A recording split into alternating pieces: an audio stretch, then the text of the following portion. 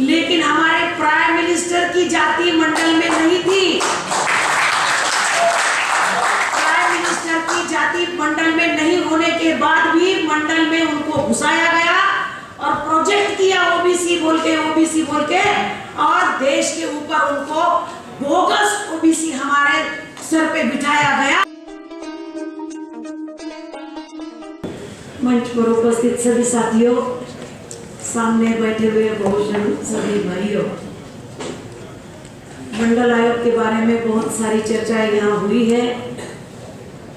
सच में देखा जाए तो डॉक्टर बाबा साहब अम्बेडकर जी का हमारे ओबीसी पे बहुत बड़ा एहसान, मतलब मैं ऐसा कहती हूँ कि पहाड़ों इतना एहसान हमारे ऊपर हुआ है, क्योंकि पिछड़ों को एक पहचान देने का काम बाबा साहब ने 340 कलम अगर संविधान में नहीं रखता तो हमको नहीं मिलती थी।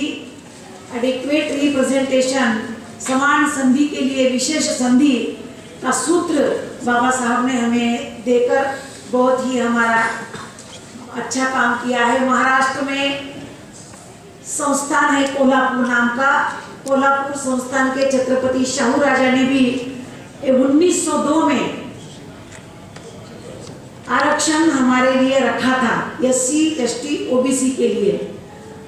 इन्होंने बोला कि 100 पाने बांधी घाट, पिछड़ा पावे 100 में 60। पिछड़ा का मतलब केवल ओबीसी नहीं, उसमें एससी एसटी ओबीसी मिलकर, महिला भी उसमें आती है, दलित उसमें भी आता है, और ये मिलकर ये समाज 60% समाज।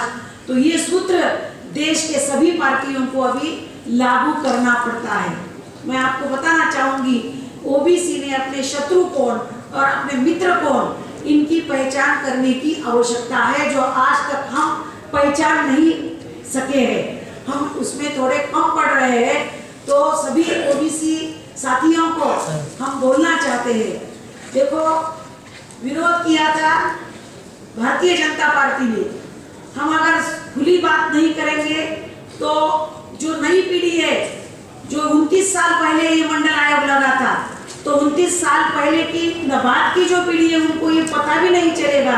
तो हम हिचकिचाना नहीं चाहिए, सीधे बोलना चाहिए। हमला आज भी जरूरत है। देखो, अडवाणी जी का एक शब्द है उस वक्त का कि देश का दूसरा पार्टीशन हुआ। जब बीपी मंडल के नेतृत्व वाला मंडल लग गया तो पार्टीशन हो गया, बोले फायनी हो गई, बोले देश की फायनी दुबंगला। मराठी में उधर हमारे पास जो बातमी आई, देश दुबंगला, मतलब पार्टीशन हो गया। जेठमलानी जी जब उनके समर्थक थे, उन्होंने भी कहा कि देश की दूसरी पार्टीशन हो गई। तो इस तरह से भी बयान यहाँ पर आए। अटल जी तो बोले, सब बोलते हैं मध्यम मार्गी है, उनकी पार्टी गलत है, लेकिन अटल जी बराबर थे, लेकिन वो झूठ था, वो सच नहीं था।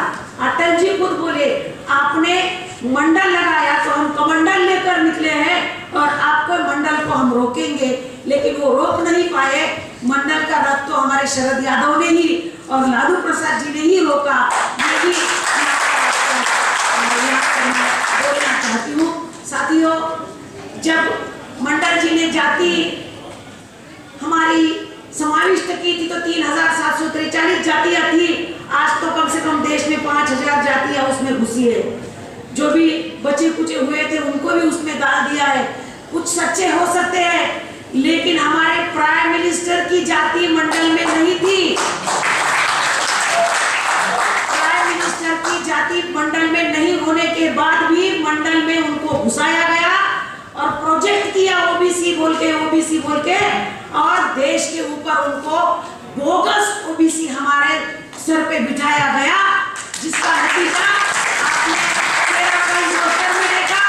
आपने जो 10 पॉइंट का लगाया, 10% का, तो हमारे संविधान को ही चैलेंज दिया है ये प्राइम मिनिस्टर ने। ये बात आप ध्यान में रखना चाहिए कि हमारे प्राइम मिनिस्टर ने हमारे संविधान में कहीं भी आर्थिक निकष के ऊपर आरक्षण की तरतूद नहीं होने के बावजूद भी वहां पर उन्होंने डाला है।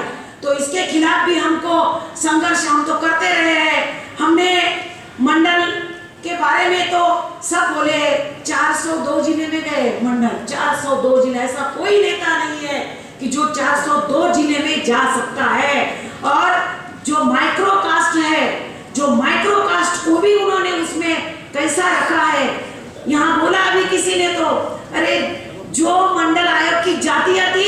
वही मोर्चे निकाले, उसमें से एक महादेव जानकर है साहब, मैं आपको बताना चाहती हूँ, वो धनगर है, फिर भी उसने मोर्चे निकाले कि ये नहीं चाहिए हमको।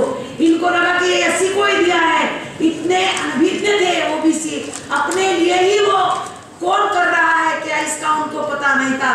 आज आरक्षण खत्म करने जा रहे हैं, तो आरक्षण को संरक्षण की जरूरत हमारे नेता आदरणीय शरद यादव जी यहाँ पर आए हैं,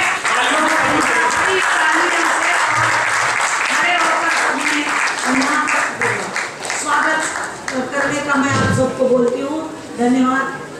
साथियों, आज जो नेता हाउस में है,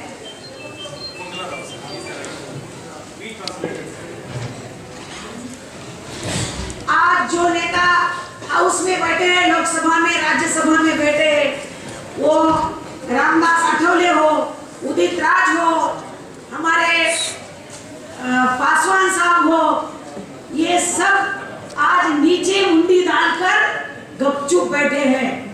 द्रौपदी का वस्त्रहरण होता था, उस वक्त भीष्म गपचुप बैठे, द्रोण गपचुप बैठे, और उनके कई लोग नीचे मुंडी डालकर बैठे।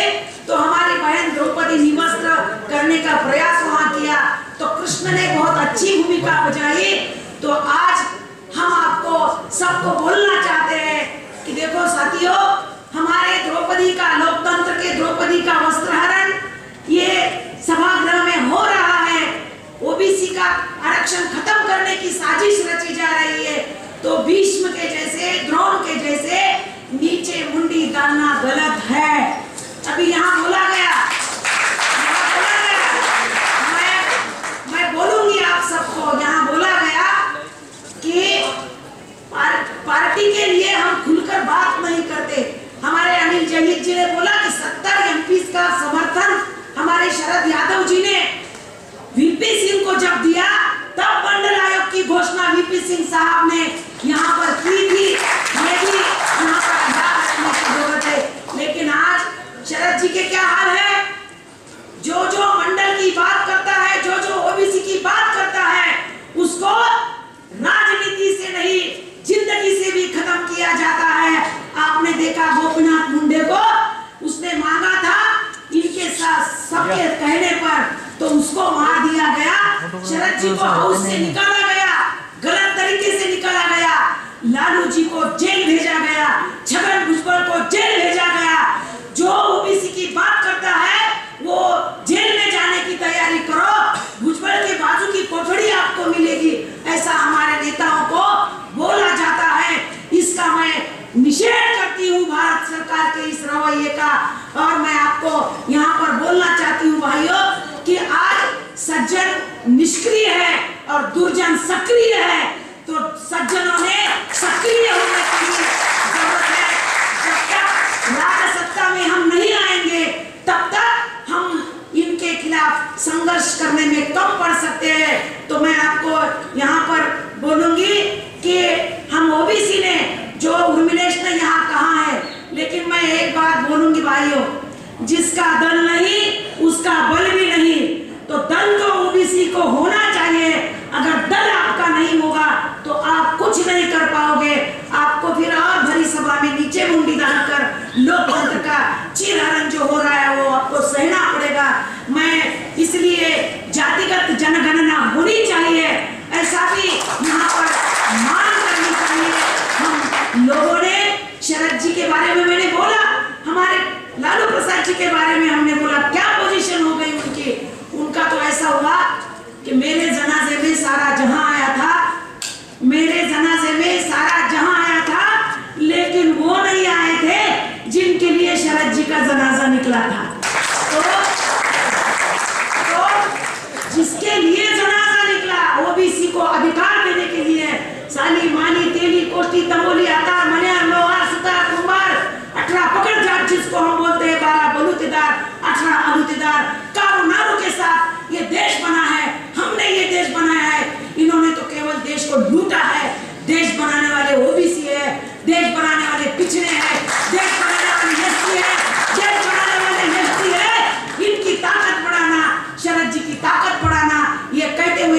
आपको यहाँ पर मुझे बोलने का मौका दिया। धन्यवाद।